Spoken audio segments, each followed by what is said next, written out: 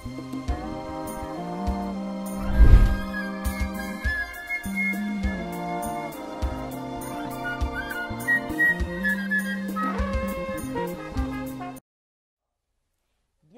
sur Parlons Jeunesse Magazine. Nous avons le réel plaisir de vous retrouver encore une fois de plus aujourd'hui pour vous parler toujours de notre préoccupation qui est la jeunesse en tant que jeune. Nous n'allons pas aussi hésiter de vous parler de comportement de jeunes étudiants dans les milieux universitaires. C'est ça notre sujet d'aujourd'hui, mais nous allons aborder deux sujets.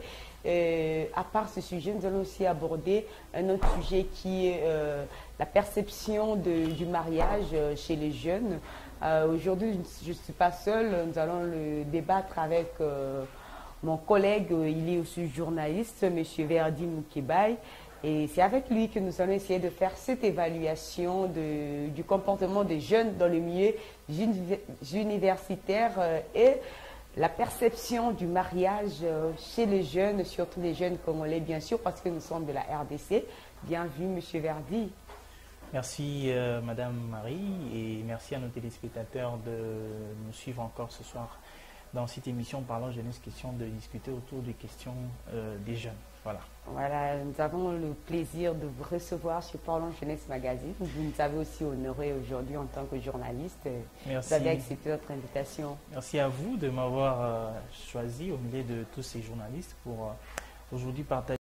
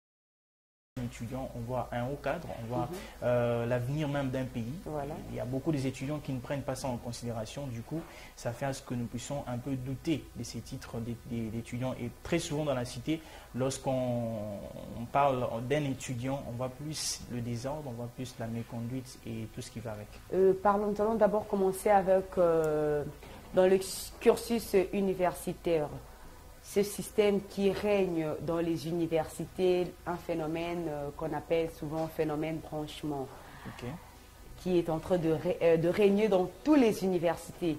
Est-ce que vous pensez que ce système de branchement, ça vient des étudiants ou ça vient des professeurs ou des responsables des universités qui encouragent les étudiants à faire ce système de branchement?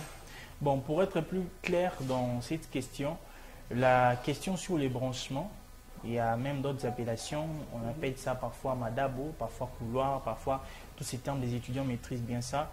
Ça part de deux côtés, et chez les enseignants et même chez les étudiants aussi. Très souvent, les enseignants, on voit les professeurs, mais il n'y a pas que des professeurs, il y a des chefs des travaux, il y a des assistants notamment qui travaillent avec des professeurs. Et du coup, lorsqu'il faut parler de la corruption au sein des universités, ce ne sont pas les professeurs qui se prononcent d'abord en premier, mais c'est parfois les étudiants qui sont les premiers à proposer. Oui. Ça, c'est d'abord comme ça. Mais dans d'autres cas, parce qu'il n'y a pas que les professeurs qui sont les premiers à intervenir dans ce cas, il y a aussi les étudiants, il y a aussi et plutôt les enseignants qui commencent par proposer les étudiants. Par exemple, lorsqu'on met les étudiants face à une situation telle qu'ils doivent payer peut-être 5 $. Le syllabus. Non, pas les syllabus. Les syllabus fait partie des acquis que les étudiants doivent avoir. Donc, ils doivent avoir les notes pour évidemment... Mais il y a certains professeurs aussi qui conditionnent la réussite à l'achat du syllabus. Oui, ça c'est pas une corruption. Ça, je ne veux pas qu'on appelle ça une corruption parce que ça sera une façon pour nous de condamner les professeurs alors que ce n'est pas le cas. Les syllabus, je dirais, est indispensable pour un étudiant parce qu'on n'a pas toujours le temps d'écrire tout ce que le prof dit. On n'a pas toujours le temps, le professeur lui-même n'a pas le temps de tout dire devant les étudiants. Il fait un résumé, nous prenons les notes qui vont nous servir peut-être pour passer une interrogation, un examen. Mais à part ça, il y a la nourriture scientifique qui doit continuer. Il faut évidemment lire, réviser, maîtriser les principes, les théories et tout ça, il faut avoir un syllabus. Mais parfois, quand j'ai dit que les professeurs sont aussi eux-mêmes à la base de la corruption dans les universités, c'est lorsque le professeur passe par les chefs des travaux et les assistants, organiser peut-être des séances de rattrapage, organiser peut-être des séances pour dispenser les étudiants. Parce qu'il y a de ces professeurs qui, quand ils sont dans les auditoires, ils sont rigoureux, ils ne veulent pas ce qu'on voit, les points faibles et tout, mais lorsqu'ils rentrent chez lui, il passe par un chef des travaux pour peut-être demander à ce qu'il y ait une séance d'encadrement qui sera facturée à 10, 15 dollars. Et tous ceux qui vont prendre part à ces cours, ce sont ces étudiants-là qui vont réussir. Et tous ceux qui n'ont pas le moyen de prendre part à ces cours, évidemment, payer 15 dollars parce qu'on avait déjà acheté un syllabus à 10 dollars, payer encore 15 dollars pour participer à ces cours d'encadrement, tous ceux-là sont écartés. Peu importe les travaux pratiques, peu importe les interrogations qu'ils ont pu passer, ils vont reprendre. Pourquoi? Parce qu'ils n'ont pas assisté à la séance d'encadrement qui a été organisée par le professeur, mais via son chef des travaux ou son assistant. Mais dans ça aussi, il y a aussi les chefs des travaux qui sont initiateurs de ces mauvaises pratiques. Parce qu'il y a de ces professeurs qui aiment bien se respecter. À l'insu du professeur? Même pas à l'insu du professeur. Ils sont le premier à proposer au professeur. Parce que le professeur s'est dit, j'ai dispensé mon cours, les étudiants ont acheté des supports, ceux qui avaient le moyen, et ceux qui n'ont pas pu acheter des supports ont fait ce qu'ils pouvaient faire, ils vont continuer comme ça. Mais ces chefs des travaux et ces assistants, ils vont proposer au professeur. Puisque les étudiants n'ont pas acheté les supports, puisque les étudiants n'ont pas répondu favorablement à votre demande d'achat de support, je propose pour gagner de l'argent, monsieur le professeur, qu'on organise une séance de rattrapage. Et cette séance sera conditionnée par exemple par un frais, un montant, 10, 15, 5 dollars pour participer. Et lorsque le professeur va observer, il s'est dit, bon, vu que c'est une séance de rattrapage, il donne son aval peut-être parce qu'il veut que les étudiants aient plus de connaissances que ce qu'ils ont déjà eu dans l'auditoire.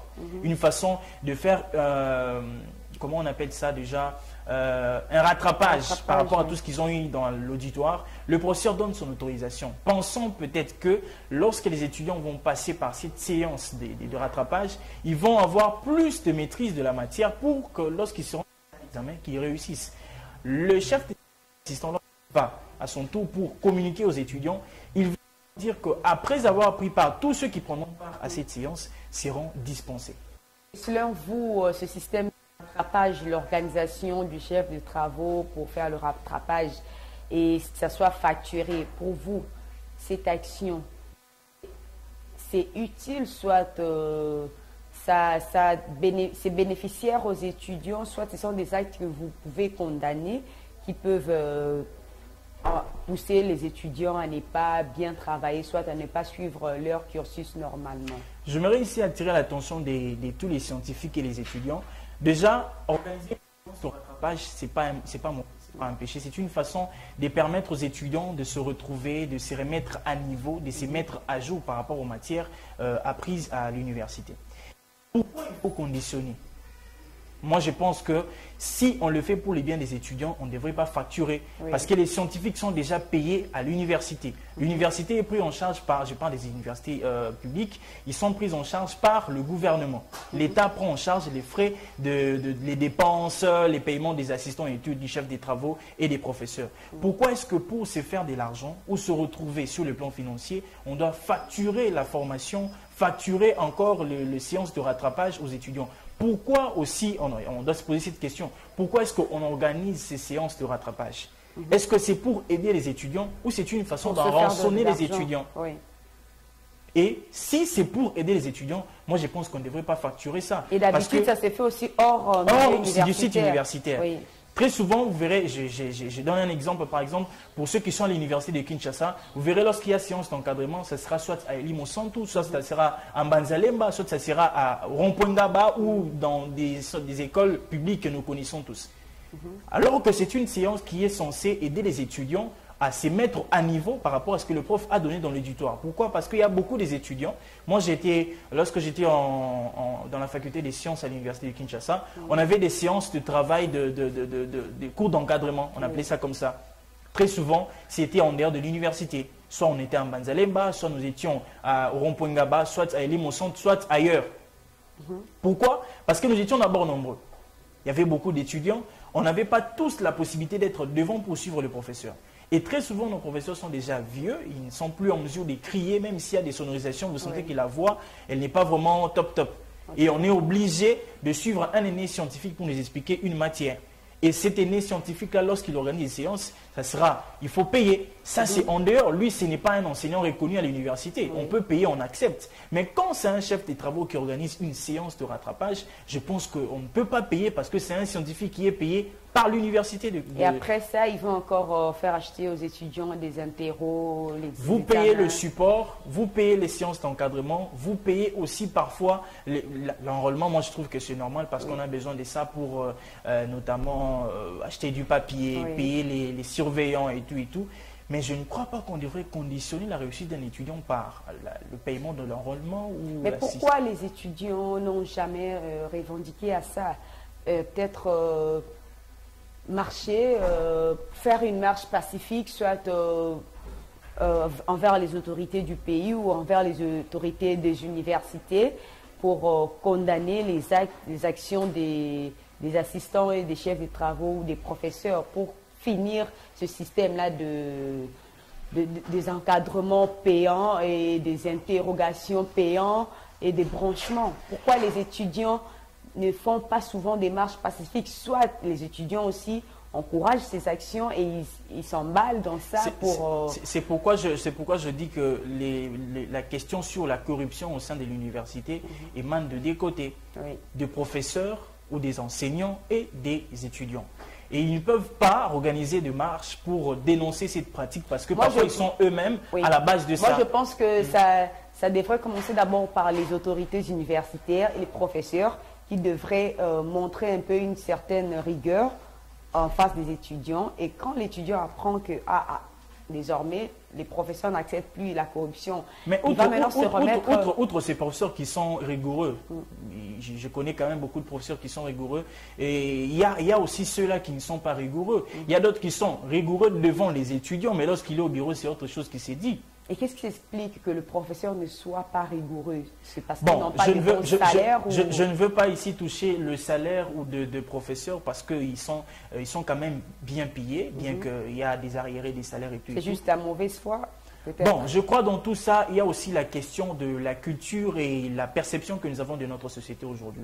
Aujourd'hui, on nous a plus habitués à suivre les chemins contournés, au lieu de prendre la voie officielle.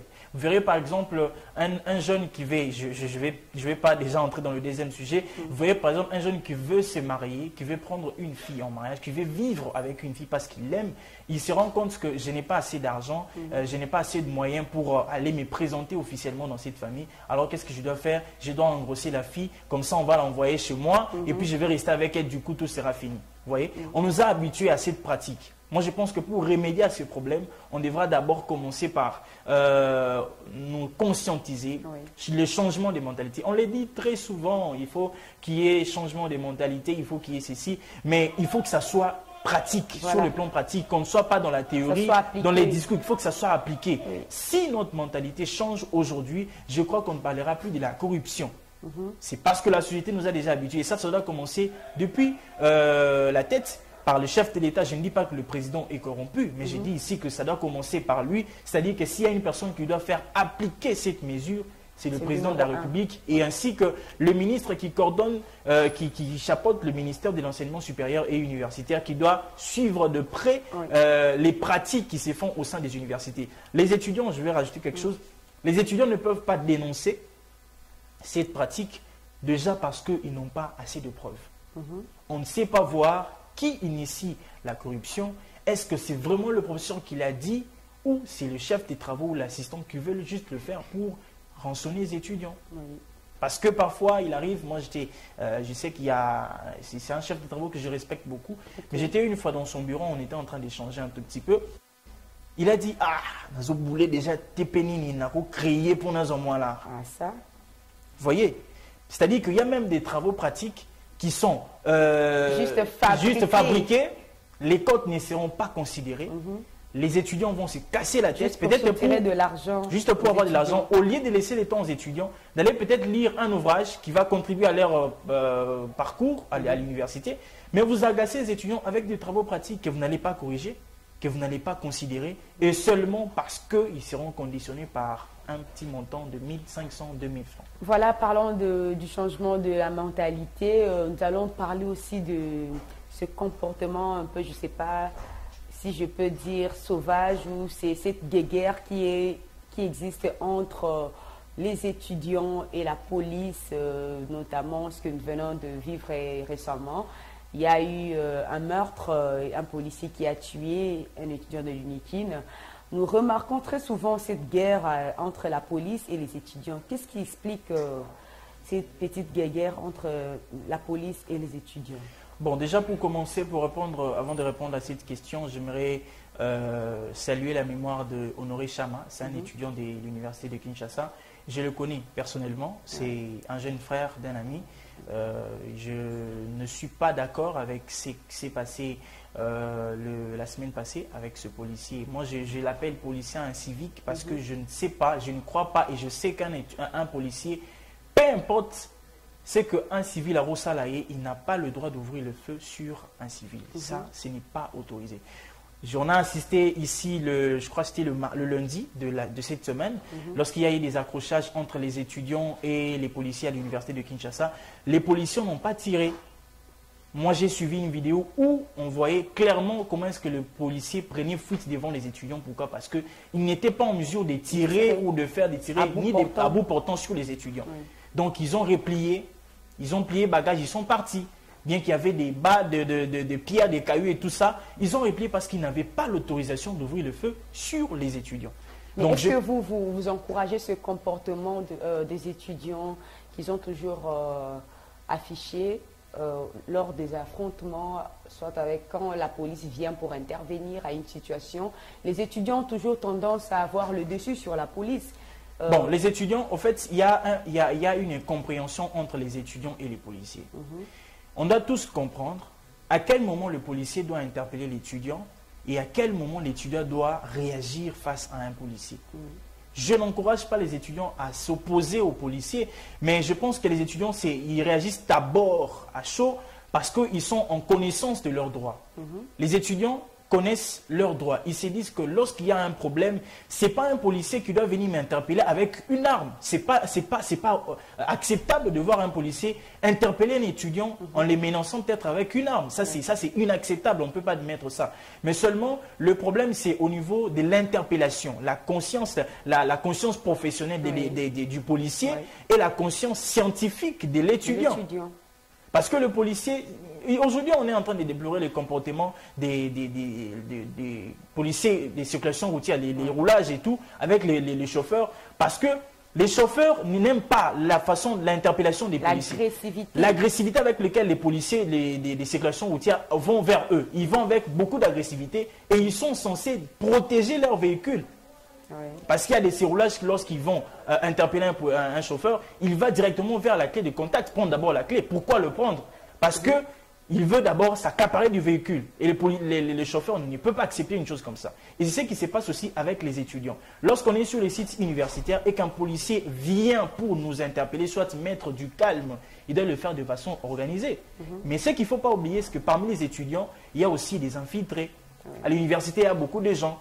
Il y a des gens, moi je connais, à une période avant qu'on puisse déloger les étudiants des homes, il y avait des étudiants qui sont dits de nom étudiants, mais officiellement sur le calendrier de l'université ou le palmarès, ils ne sont pas là. Dans les listes des étudiants dans les différentes facultés, ils ne sont pas là. Je parle bien de l'université de Kinshasa. Ils ne sont pas là. Mais du moins, ils vont au cours, ils habitent le home, ils sont comptés parmi les étudiants. Et ce sont très souvent ces étudiants qui sont à la base des méconduites à laquelle nous avons assisté les années passées. Ils sont là lorsqu'ils sentent qu'il y a un événement qui nécessite vraiment la manifestation des étudiants. Ils organisent, ils font des réunions. Moi, j'ai été une fois au Home 10. vers le couloir de Croix-Rouge, il y avait un groupe des étudiants qui étaient appelés des étudiants, qui habitaient là-bas, mais qui n'étaient pas vraiment des étudiants. Et lorsqu'il y avait des activités ou des décisions qui allaient à l'encontre des intérêts des étudiants, ils sont eux qui initiaient des marches. Et ils étaient au front. Les premiers à tirer, à balancer des pierres sur le policier, c'était ces personnes-là. Donc il y a de l'infiltration au sein des étudiants, parce que je ne vois pas un étudiant qui a quitté sa maison, le domicile de ses parents, disant que je suis allé apprendre face à une situation d'injustice face aux étudiants. Il va prendre une pierre pour balancer sur un policier. Je ne crois pas. Il va revendiquer de façon scientifique et intellectuelle. Oui. Il va dire que non, le policier ne peut pas faire ça parce que moi je suis étudiant, j'ai mes droits, j'ai tout ça, tout ça. Et parfois aussi, autant qu'il y a des infiltrations au sein des étudiants, autant qu'il y en a aussi dans la police. Voilà. Aujourd'hui, ce matin, quand j'étais en train de venir ici à Face TV, j'étais sur une moto, on était en train de se poser des questions. Comment est-ce qu'un policier a pu ouvrir le feu sur un étudiant? Avec le montant, on a réfléchi, on s'est dit, certainement parce qu'il n'y a pas régulation dans le recrutement des policiers. Voilà. On est très surpris aujourd'hui de voir un jeune qui était dans le quartier en train de faire du désordre. Il n'a même pas un bagage intellectuel. Il n'a pas un bagage intellectuel. Il va dans l'académie de la police. Il entre là-bas 6 mois. Il ressort avec une tenue et une arme aussi entre les mains. Dites-moi. Il avait une manchette. Il coupait les gens. Il faisait tout ce qu'il pouvait faire. Et il a une arme. Qu'est-ce qu'il va faire? Il va tirer. Et déjà que moi je sais, on a suivi même dans des films américains et tout, pour toucher une arme, il faut une formation. Il faut un encadrement intellectuel, psychologique et aussi technique, parce qu'on ne va pas utiliser l'arme n'importe comment. Je vais peut-être prendre un exemple ici. J'ai suivi la série 24 heures chrono de Jack Bauer. J'ai suivi une partie, je ne sais pas c'est quelle saison, ça va être la saison 6. Il y a eu une partie où il y avait son collègue à lui qui a pris en otage un témoin que le président des États-Unis avait lui-même autorisé, il avait donné l'autorisation. Il avait oublié j'ai oublié le terme, il avait oublié ces crimes qu'il avait commis face à ce pays. Et le président a demandé à Jack Bauer de protéger ces témoins. Et son collègue de service ne voulait pas, parce qu'il sait déjà que dans les années passées, cet homme-là a fait des dégâts, tout ça. Il voulait vraiment le tuer. Jack Bauer avait planté une arme sur cette personne. Il voulait tirer sur son collègue de travail. Et il avait une technique qu'il avait utilisée. Il a tiré, ça n'a pas touché le témoin, mais ça a pris seulement son collègue. Donc c'est pour dire que même pour toucher une arme, il faut passer par une formation. Si on doit apprendre avant d'entrer dans le mariage, comment est-ce qu'on ne peut pas apprendre pour toucher une arme? Et le problème est là, il y a de l'infiltration et dans la police et parmi les étudiants. Et c'est ce qui fait que lorsque les étudiants sont face à des situations comme ça, il y a du débordement, il y a des affrontements, des accrochages et on peut assister à des scènes qui vont nous conduire aujourd'hui à de meurtres et des blessures. À ce qui concerne la police, c'est ce que nous demandons tous les jours aux autorités, aux responsables de la police, d'essayer de faire un recyclage au niveau de leur département. Sans plus tarder, nous allons toucher un deuxième sujet, notre sujet qui est la perception des jeunes, du mariage chez les jeunes. Vous aussi, vous êtes jeune, je ne sais pas, marié, célibataire. Bon, je ne suis pas marié, mais je le serai bientôt. Ok. Voilà. Vous pouvez nous dire quelle est votre perception du mariage en tant que jeune? D'abord, pour commencer, le mariage est une institution divine, instituée par Dieu. Et s'il faut parler du mariage, je crois qu'on m'avait posé une question, pourquoi on se marie? Et à cette question, j'avais répondu plutôt en disant qu'on se marie pour l'équilibre. Je suis ici en train de travailler, je dois rentrer le soir à la maison, il faut que je mange, il faut que je me lave, il faut que je m'habille, demain je dois sortir, je ne peux pas tout faire au même moment. Donc, je me marie pour avoir de l'équilibre. Ça, c'est ma perception du mariage. Mais s'il faut parler de la perception du mariage chez les jeunes aujourd'hui, je crois qu'aujourd'hui, beaucoup de gens se marient pour prouver aux autres qu'on peut aussi se marier. Soit pour se faire du plaisir. Oui. C'est-à-dire que je vais prouver à un tel que je me marie aussi. Alors qu'on ne se marie pas pour prouver aux autres, mais on se marie parce que d'abord, on a trouvé la personne qu'il faut, avec qui on doit faire une vie. Est-ce que le mariage, selon vous, ça doit être une priorité dans la vie d'un jeune, soit la priorité c'est d'abord avoir réalisé ses rêves, soit exceller dans la vie, ou on doit d'abord avoir une priorité comme mariage. Le mariage, je ne dirais pas que ça doit être une priorité pour un jeune, mais être marié ou se marier, c'est avoir le sens de la responsabilité. Parce que lorsqu'on est marié, on est conscient que j'ai une femme à la maison et parfois j'ai aussi des enfants, j'ai une femme à nourrir, j'ai une maison à payer, j'ai des enfants à prendre en charge. C'est un peu un sens élevé de responsabilité. Mais pour un jeune, ça peut aussi être une priorité parce qu'on veut qu'aujourd'hui qu'on ait des jeunes responsables. Si on veut te donner la responsabilité dans une entreprise sérieuse, on va d'abord vous demander est-ce que vous êtes marié? Parce qu'on sait qu'un homme marié, il ne va pas commettre des bêtises comme celui qui est célibataire. Est-ce que c'est être marié qui signifie être responsable? Je peux répondre oui, parce que lorsqu'on est marié, on est conscient de ce qu'on fait. On ne va pas agir pour soi, mais on agit pour nous. C'est-à-dire vous et votre femme et vos enfants. Parce que lorsque vous êtes seul, tu te dis, je vais manger seul, il n'y aura pas de dérangement, il n'y aura pas tout. Mais lorsque vous avez l'argent et que vous êtes marié, vous vous dites, je dois m'occuper de ma femme, je dois m'occuper de ma famille, de mes enfants, de mon foyer. Donc le mariage, pour moi, est un haut niveau de responsabilité pour les jeunes parce que notre pays a besoin des jeunes qui sont responsables. C'est vrai que même si on n'est pas, même quand on est marié, il y a aussi de ceux-là qui ne sont pas très responsables. Ils se marient seulement pour prouver aux autres que tout ça. Mais il y a aussi de ces jeunes-là qui ne sont pas mariés, mais qui sont très responsables plus que ceux qui sont mariés. Donc d'abord, le mariage apporte un niveau élevé de responsabilité, mais déjà il y a de ceux qui ont un sens de responsabilité assez élevé sans même être mariés. Voilà, comme nous parlons du mariage, nous allons essayer d'aborder le sujet avec la loi de M. Daniel Mbao, le député national, qui a proposé une loi disons que la dot soit réduite jusqu'à 500 $, comme très souvent c'est à un prix élevé. Il a proposé que ça soit à 500 $ pour permettre aux jeunes d'avoir accès au mariage. Que pour cette loi?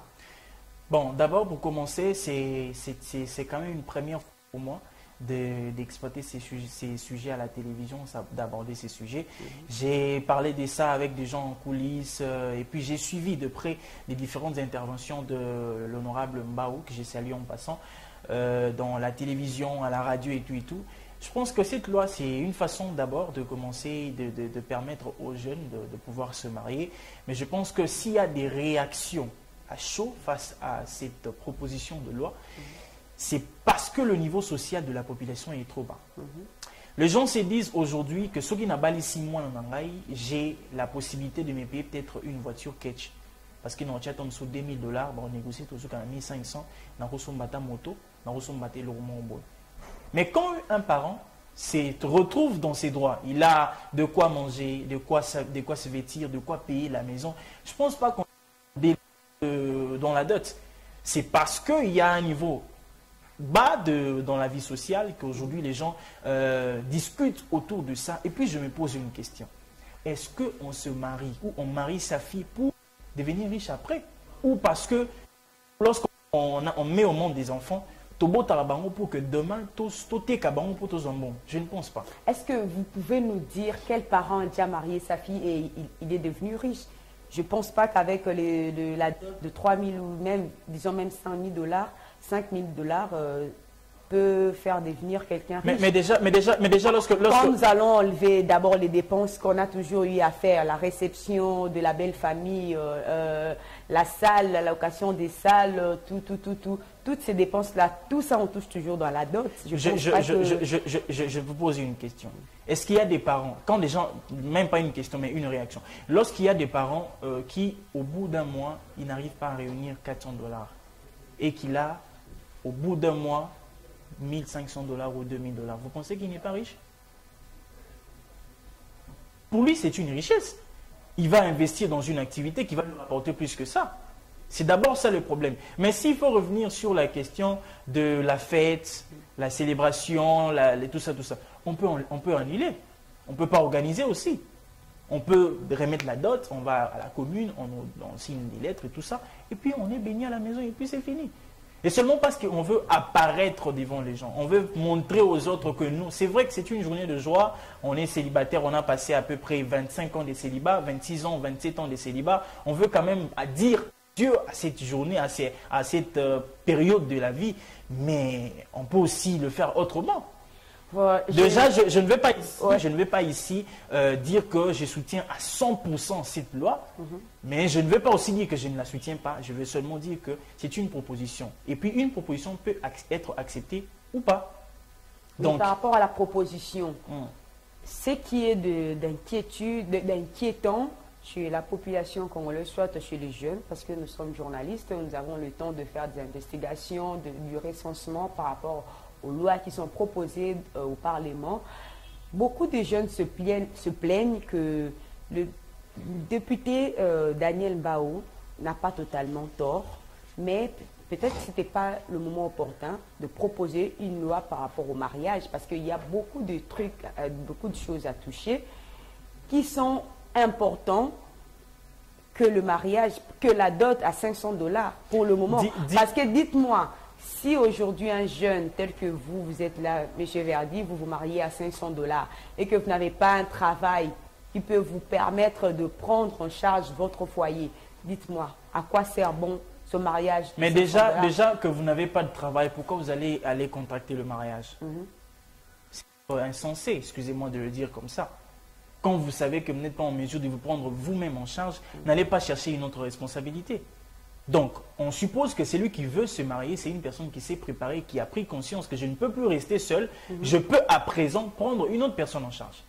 Quand vous ne savez que vous n'êtes pas en mesure de vous prendre vous-même en charge, n'allez pas contracter le mariage. Et aussi, pourquoi on dit qu'aujourd'hui, le moment n'est pas opportun pour cette proposition de loi. Mais ici, on est en train de déplorer les anti-valeurs. Nous enregistrons, il y a des structures et des orphelinats et des hôpitaux qui enregistrent chaque jour des filles qui abandonnent des enfants dans Banzela. Et vous pensez que ce n'est pas le moment? Lorsque il y a des jeunes qui se marient... Et pour vous, abandonner les enfants dans la rue, ce sont des femmes mariées qui abandonnent. J'en arrive. Non, je ne dis pas ça. Je dis ceci. Lorsqu'on propose une loi sur la réduction de la facturation de la dot, c'est-à-dire le montant qu'il faut donner, c'est une façon de permettre aux jeunes de se marier, qu'on n'ait plus des jeunes célibataires qui font des ordres. Là, vous me suivez, non? Vous me suivez? Oui. Donc, c'est une façon de permettre aux jeunes de ne pas continuer dans la vie dans la vie des désordres. Et tout, juste le faire de façon officielle, de manière encadrée. Parce que lorsque les enfants, les jeunes filles ou les jeunes hommes sont jeunes, ils contractent des relations de copinage et tout, ils font plus que ce qu'ils ne doivent pas faire. Ils ne sont pas autorisés de se connaître d'abord parce qu'ils sont copains. Mais ils le font quand même. Ils font même des enfants. Il y a des ceux qui sont en train d'avorter. Il y a d'autres qui mettent même au monde des enfants, mais qui n'arrivent pas à prendre ces enfants en charge et les abandonnent en cours de route. Aujourd'hui, on a beaucoup d'enfants qui sont dans la rue. Pourquoi? Parce qu'il y a eu des jeunes qui n'ont pas pris conscience de leur choix. Ils se sont lancés dans la vie des copinages, avoir 5, 6, 10 copines avec qui il va coucher avec toutes ces filles-là et avoir des enfants et il ne sait pas les prendre en charge. Et demain, on a des enfants dans la rue. Ils sont combien? Ils sont nombreux. Et puis tous ces mariages, tous ces unions des Yakato Fanda aujourd'hui, lorsque les parents se rendent compte qu'on ne peut plus prendre nos enfants en charge, qu'est-ce qu'ils font? Ils vont les jeter dans la rue. Mais lorsqu'il y a des gens qui sont officiellement reconnus par l'État, mariés, dans la famille, et qu'on ne retrouve pas un enfant, imaginez que moi, vous et moi, on est mariés, on a un enfant qui s'appelle Martin, et demain, ma famille ne voit pas cet enfant. Vous pensez qu'on va me laisser tranquille? On me posera la question de savoir où est Martin. Parce qu'il y a votre famille et ma famille qui sont en train de nous surveiller, voir comment est-ce que nous évoluons. Mais lorsqu'on est dans le Yakato Fanda, quand nous faisons des enfants, les parents ne sont pas informés. On peut les abandonner comme on veut. Pourquoi? Parce qu'on s'est dit, ah, ça ne pas me battre numéro boy. Vous voyez un peu. Donc, moi, je pense que le moment est opportun parce que tout le monde doit réduire le taux des anti-valeurs et de tous ces désordres que font les jeunes aujourd'hui. Des anti-valeurs, bien sûr, mais vous ne pensez pas que la réduction de cette facturation poussera le jeune à se marier n'importe comment et au jeune comme il et il peut se marier à 3-4 femmes comme il veut parce que la dot est maintenant réduite. Vous pensez pas que ça va encore multiplier un peu du désordre au sein de notre pays? C'est vrai qu'il y aura beaucoup de jeunes qui vont se marier et tout ça, ça sera intéressant. Et après, il y aura maintenant la des... maternité, les enfants qui vont se multiplier n'importe comment et tout ça. Mais la surpopulation. On a une mission divine, remplissez la terre. Je ne vais pas encourager les gens à mettre des enfants en désordre. Avec quelles conditions de vie sociale? Mais c'est ce que je dis. C'est ce que je dis. Je ne pense pas, je crois qu'une personne qui veut contracter le mariage est une personne préparée. Et même si la dot est fixée à 100 $, on ne va pas se marier seulement parce que la dot est à 100 $. Après le mariage, il y a une vie, il y a un foyer à en prendre en charge. Donc, si les gens qui vont se marier à cause de ces 500 $, parce que Bakiti Simbong ou dot, je pense que ce qu'il faut leur dire, ils doivent attendre d'être prêts et se lancer dans le mariage. Ceux qui peuvent aller, ce sont ceux-là qui sont conscients du choix qu'ils vont faire pour la vie. Voilà, nous sommes pratiquement à la fin de notre émission. Ce sont des sujets vraiment très sensibles. Nous ne saurons pas les terminer avec les 30 minutes que nous avons. Alors, Monsieur Verdi, vous allez dire juste un dernier mot par rapport à nos deux sujets, le comportement des étudiants au sein des milieux universitaires et à la perception du mariage chez les jeunes. Dites un dernier mot pour clore avec cette émission. Merci Madame Marie. Pour finir, je dirais ceci. Les étudiants, on doit prendre conscience que nous sommes les héros de demain. Nous sommes les personnes qui vont assurer le développement de ce pays demain. On doit prendre conscience, on ne doit pas se laisser. C'est vrai, lorsque vous apportez un 10 $ à un professeur ou même plus que ça, il vous donne une cote, vous passez des classes, mais dans la tête, il n'y a rien du tout. Vous prenez, vous réussissez, vous passez les classes, mais demain, ça sera face à un travail qu'il faudra faire pour avoir de l'argent et vous ne serez pas en mesure de le faire. Pourquoi? Parce que vous n'aviez pas appris de façon officielle les notions qui pouvaient vous permettre de bien faire ce travail. Donc la corruption ne détruit pas seulement notre pays, ça vous détruit vous-même. Parce que demain, vous aurez des enfants à qui vous devriez donner des conseils et des directives pour la vie. Donc prenons conscience d'abandonner la corruption de façon... c'est dur d'abandonner, mais faisons quand même un effort, ça sera une très bonne chose. Par rapport au comportement des étudiants face aux policiers, je pense que les autorités doivent revoir le mode de recrutement des policiers et aussi travailler sur les côtés psychologiques et les côtés intellectuels de ces policiers que nous recrutons pour mettre dans la rue et assurer la protection de la population et ses biens. Et aussi aux étudiants de prendre conscience que nous sommes des intellectuels. Sur le mariage, je dirais qu'avant de contracter le mariage, vous devez vous sentir prêt. Lorsque vous sentez que vous n'êtes pas encore prêt de vous prendre vous-même en charge et de prendre une femme en charge et des enfants, en tout cas, n'allez pas contracter le mariage. Ça sera une erreur à vie qui va vous coûter beaucoup de choses. Demain, vous risquerez de laisser vos enfants dans la rue et ils seront demain des koulounas et des personnes qui vont s'aimer la panique et l'insécurité sur le sol congolais. Voilà, merci. Nous sommes à la fin de notre émission d'aujourd'hui. Nous allons dire merci à toute l'équipe technique qui nous a accompagnés aujourd'hui. Notre rendez-vous, toujours de Parlons Jeunesse Magazine, vous savez bien nos programmes. Et n'oubliez pas aussi de nous suivre en intégralité sur notre chaîne YouTube Koyal TV 1. Je dis merci aussi à la Fondation Stavo International depuis la France. Je dis merci aussi à Madame Josiane Ouania et son mari, Pierre Ndiate Okitawato depuis la Belgique pour leur soutien. Je dis merci. Et nous sommes à la fin de cette émission. Si Jésus ne revient pas, vous et moi, retrouvons-nous à la prochaine.